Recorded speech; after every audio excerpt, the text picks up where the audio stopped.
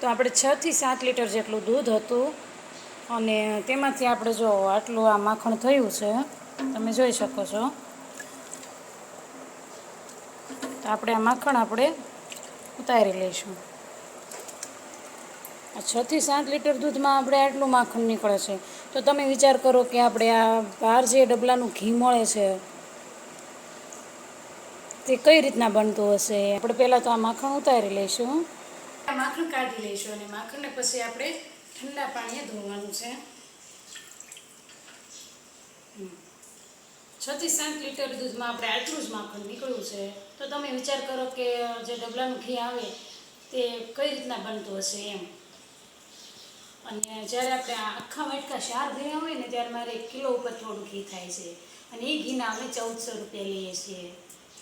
તો 1400 રૂપિયા ભાવ કહીએ ને ઘીનો તો બધાને બહુ બહુ લાગે છે એમ કે 1400 રૂપિયા ભાવ. તો ઓછા ભાવનું ઘી તમે જે ખાવા જાઓ ને ડબલાનું, તો તમે જોઈ શકો છો કે અત્યારે કેટલી નકલ પકડાઈ રહી છે. આપણે કમસે કમ કિલો ઉપર માખણ હશે આ. આમ તો કિલો, 1.25 કિલો જેટલું, 1.25 કિલો આજુબાજુ હશે, વધારે હોય તો ના નહીં. તો આટલા માખણમાંથી આપણે આ કેટલું ઘી બને છે ને એ જોવાનું છે.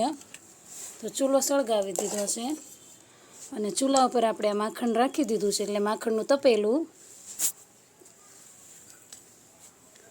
અને થોડા થોડા ઢેફા વાંગતા જાય ને એમ આપણે આ કળશી વડે હલાવતા જઈશું.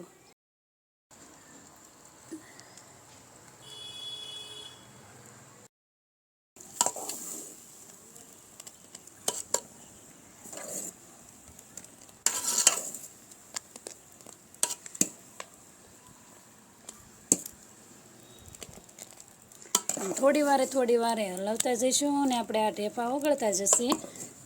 અને જેમ ટાઈમ જતો જાય ને એમાં આપણું આ ઘી બનતું જશે. પણ મલાઈમાંથી ઘી બનાવીએ અને આ ઘી બનાવીએ ખૂબ બહુ ફેર પડે છે, કારણ કે આ ઘી બનાવવામાં વાર લાગે છે અને સ્વાદ તો આ ઘીનો જ આવે હું બાકી.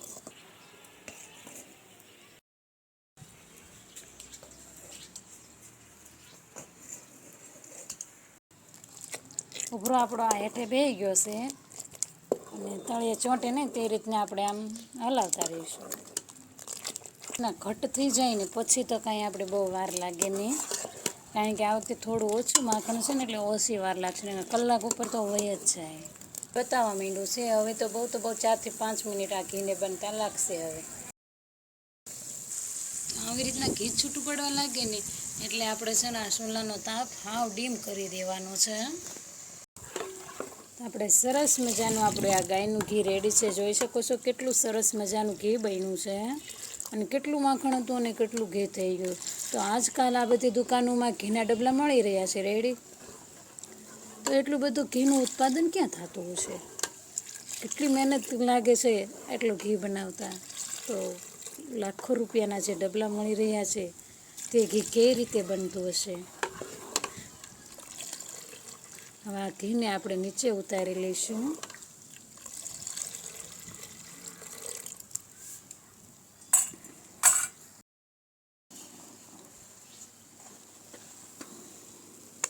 અને થોડી વાર માટે આપણે ઠરવા દઈશું, જેથી કરીને આમ થોડું ઘણું જે કીટું હોય તે નીચે બેસી જાય.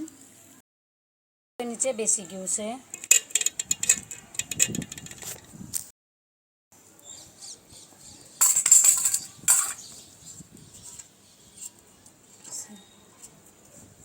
આ ઘીને આપણે બરણીમાં ગાળી લઈશું.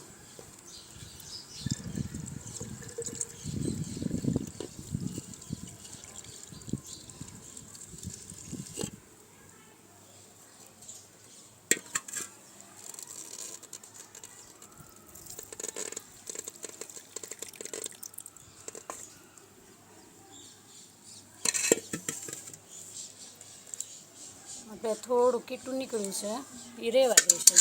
અને આગળનું થોડું ઘી હતું અને અત્યારનું ઘી થઈને જો આપણે આ કિલો ઉપર ઘી થયું છે અને કિલો ઘી આપણે દેવાનું છે. તો આ ઘીનો ભાવ છે ને આપણે 1400 રૂપિયા છે. તો આ ચોખ્ખા ઘીનો ભાવ આપણે 1400 રૂપિયા કહીએ ને તો બધાને ખૂબ જ મોંઘું લાગે છે.